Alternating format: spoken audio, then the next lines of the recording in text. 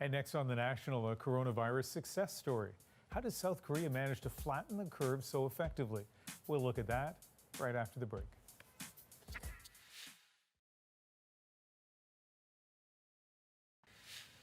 South Korea relaxed coronavirus restrictions today on church services.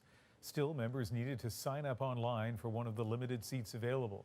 While the country's physical distancing policy remains in place until May 5th, Seoul is giving flexibility to religious and sports facilities. To see how well South Korea is handling this outbreak, have a look at the lineups of passengers arriving at Incheon Airport near Seoul. They have to pass through multiple levels of temperature monitoring and fever checks. There are testing facilities right in the airport. Passengers are told to self-isolate for 14 days. They are required to download a cell phone app to report any symptoms to health authorities, in which case they will be closely monitored. This is just the first line of defense in a massive system to track the virus, and it seems to be working. If you compare the progression of infections in countries like Italy, Spain, the United States, and Canada, Korea was much more successful in containing the spread of the disease, and now has far fewer deaths per million of residents than most infected countries. It didn't start out so well.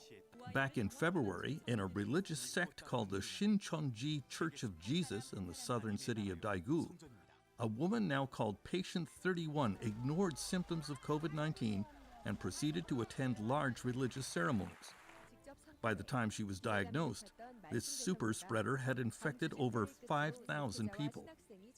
Then the secretive church refused to cooperate with medical investigations. Young Sun Kim is a journalist with KBS, the Korean public broadcaster. This church keeps their followers' identity secret.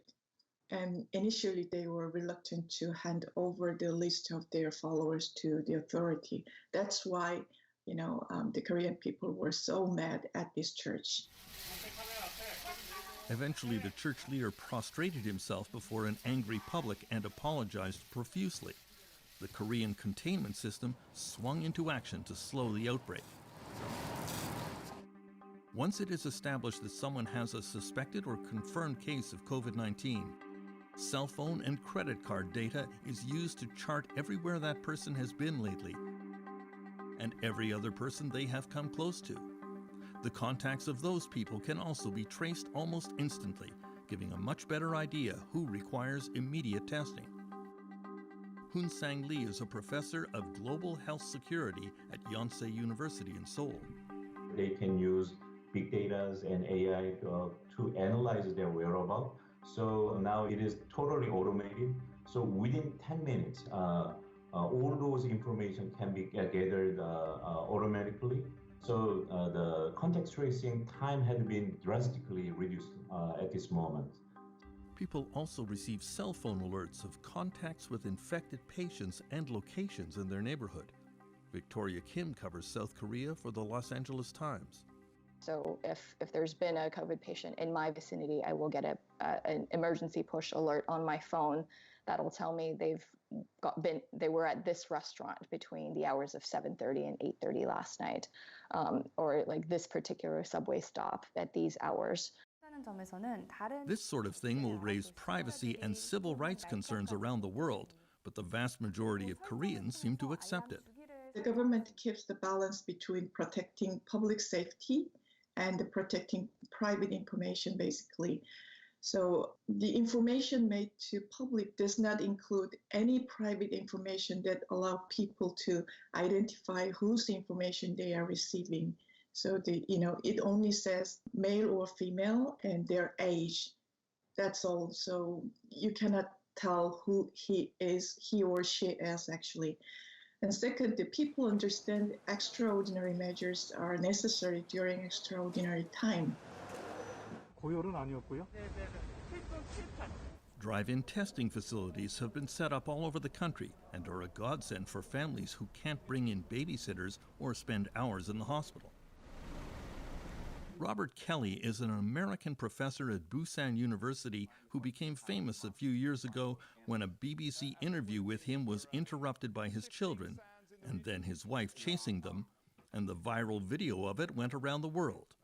He loves Korea's drive-in testing facilities. Taking my kids to a hospital for 2 or 3 hours? Give me a break, right? I mean, forget it. They're going to be climbing the walls and punching each other, and they're going to tear stuff off the walls. I don't know. You literally just sort of pull up into like a parking lot somewhere of a government building or a school or something like that, and you'd wait your turn, and you don't even have to get out of the car, and the guy comes up and they swab your nose or your throat, right? And then they take the biological stuff and go and they do the test and they come back in about 15 or 20 minutes. Professor Kelly is impressed by the Korean public's cooperation and compliance with outbreak guidelines. Korea is very centralized and it's very presidentialized, which means once the presidential office decided that this was a big deal and moved against it, the Korean state was able to swing into action pretty rapidly. But the level of social compliance with government recommendations has been very, very high. Unlike many other countries, there seems to be no huge pressure in Korea to quickly reopen the schools. Bars and restaurants were never closed.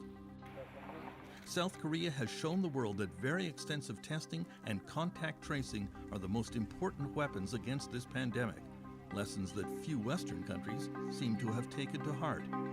Terence McKenna, CBC News, Toronto.